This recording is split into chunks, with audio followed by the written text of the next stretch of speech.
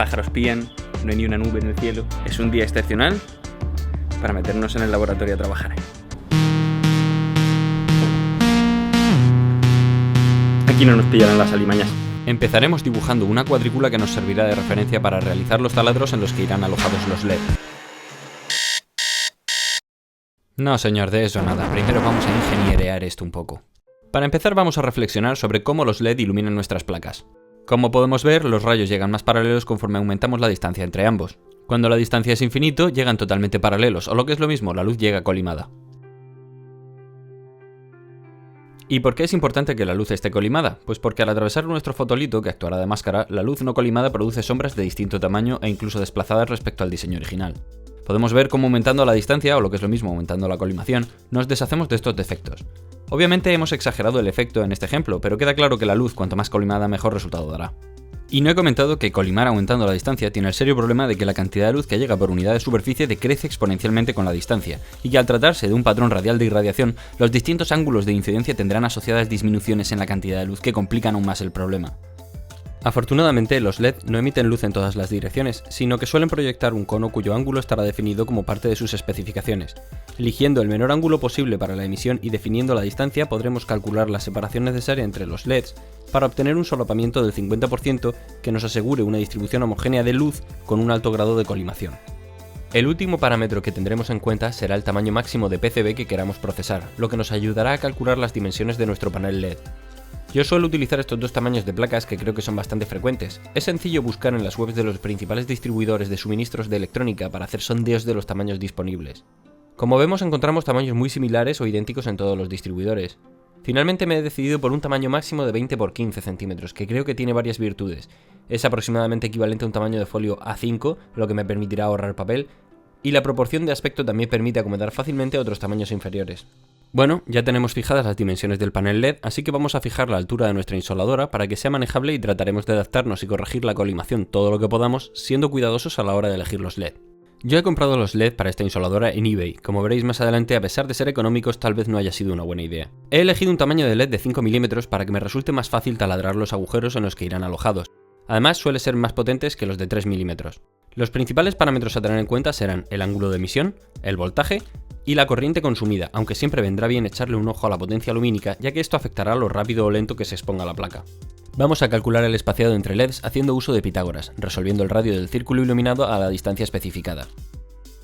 Esto nos da el conveniente resultado de 1 centímetro de espaciado, lo que nos facilitará trazar la cuadrícula.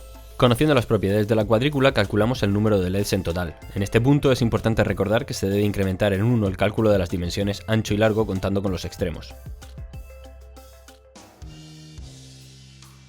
Y ahora por fin sí, cortamos un panel de madera en que acomodar los LED con algo de margen para poder sujetarlo y trazamos la cuadrícula. Para facilitarnos la vida y teniendo en cuenta que vamos a tener que taladrar dos paneles, será mejor engancharlos uno al otro y hacer los taladros una sola vez.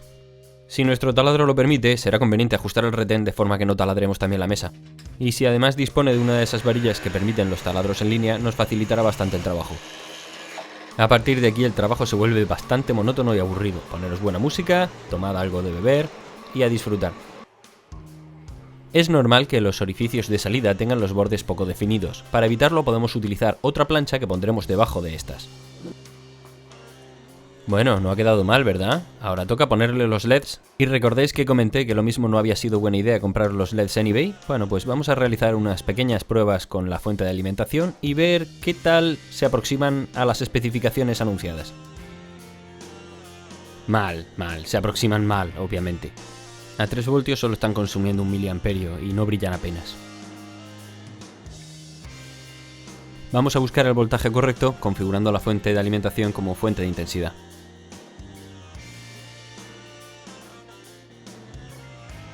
$3,36 voltios, eso sí se parece más a lo que yo recordaba de los LEDs de la otra insoladora. Y bueno, sí, en este voltaje parece que están funcionando correctamente. Me encanta ver cómo se carga de luz el fosforescente con la luz ultravioleta. Y para seguir con las pruebas, ahora vamos a montar un pequeño prototipo de cómo será nuestra placa, con solo 9 LEDs. Soldamos las patillas de los LED de forma temporal y le ponemos unas resistencias limitadoras. Y configuramos nuestra fuente de alimentación para que suministre un máximo de 12 voltios y 60 miliamperios para que nada se estropee.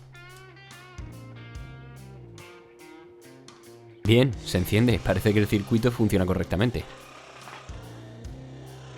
Y parece que no voy a dejar de arrepentirme de haber comprado estos LED. Como veis, los patrones de iluminación son absolutamente irregulares e inusables. Ni siquiera intentando afinar con precisión la distancia a la que ponemos la hoja, podemos llegar a tener un patrón regular. Y en comparación, aquí tengo unos LED que me sobraron de la anterior insoladora, que como veis tienen un patrón perfecto. Bueno, en este punto ya solo tenemos dos alternativas, o devolver los LED o utilizar un poco de papel vegetal para hacer de difusor de luz, lo cual introducirá pérdidas y fastidiará la colimación. Y a partir de aquí vuelve el trabajo tedioso. Para que los LED no se salgan de sus zócalos de madera, es preciso encolarlos o sujetarlos de alguna forma. Habréis notado que todos tienen las patillas orientadas en la misma dirección, eso nos vendrá bien más adelante. Y dicen que la práctica hace la perfección, pero como veréis, estuve experimentando con diversos métodos sin terminar de elegir uno. Sensación extrañamente satisfactoria esta cama de fakir. Como veis, fui realizando pruebas periódicas para verificar que los LED quedaban firmemente agarrados al panel. En general, el resultado está quedando bastante satisfactorio. A continuación, doblamos una de las patillas de cada LED para poder conectarlos en series de 3. Cortaremos los excesos.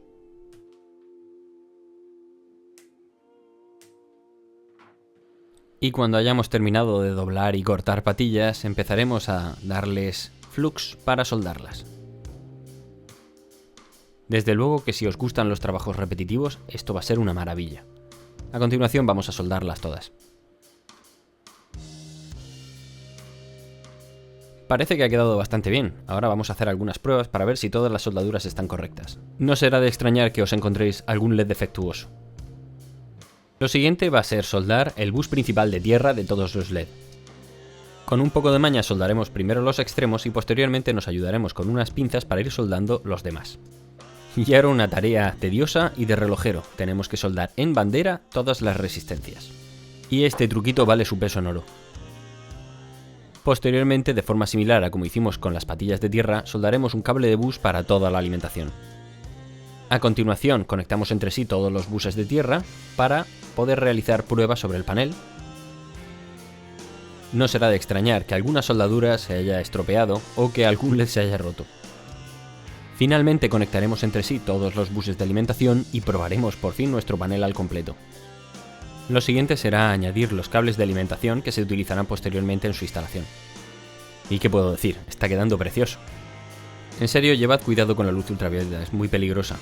No solo hace brillar como loco cualquier juguete fosforescente, mirad también qué pasa con estas placas de fibra.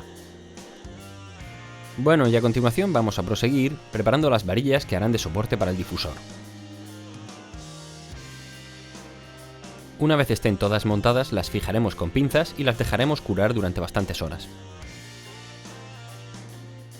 Recortamos unas láminas de papel vegetal dejando las esquinas libres para el paso del tornillo que fijará la placa a la insoladora y utilizamos pegamento de barra para fijar a la madera el papel vegetal.